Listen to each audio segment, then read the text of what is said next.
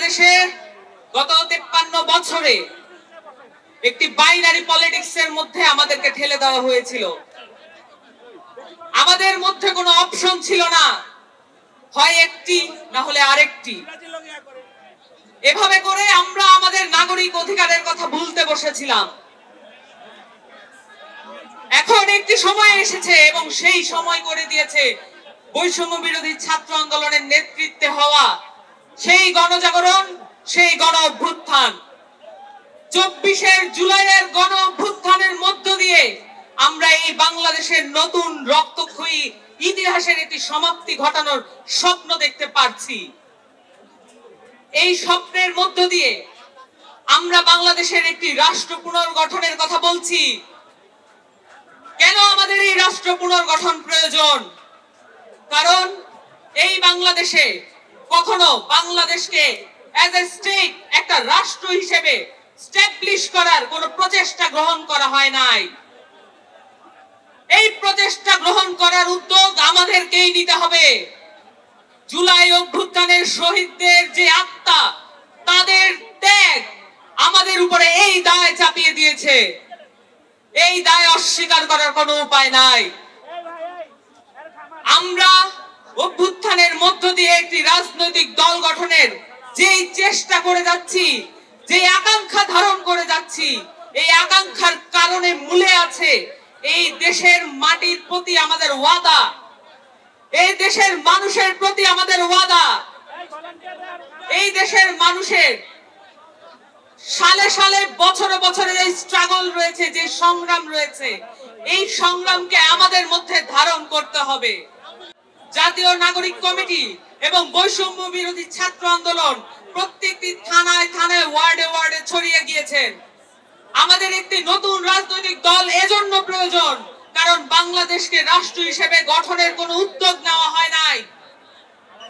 আমাদের নতুন রাজনৈতিক দল এজন্য প্রয়োজন, কারণ বাংলাদেশের মাটি ও মানুষের কথা বলার কোন রাজনৈতিক দল এই মুহূর্তে বাংলাদেশের মাটিতে নাই।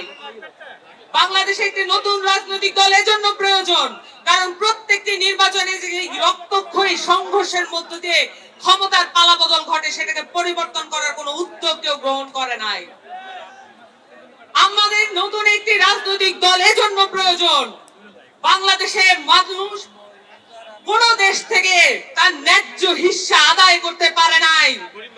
বাংলাদেশের কোন রাজনৈতিক দল, কোন রাজনৈতিক পক্ষ, কোন ফরেন মিনিস্টার পারে নাই আমাদেরকে ন্যায্য হিস্সা আদায় করে দিতে।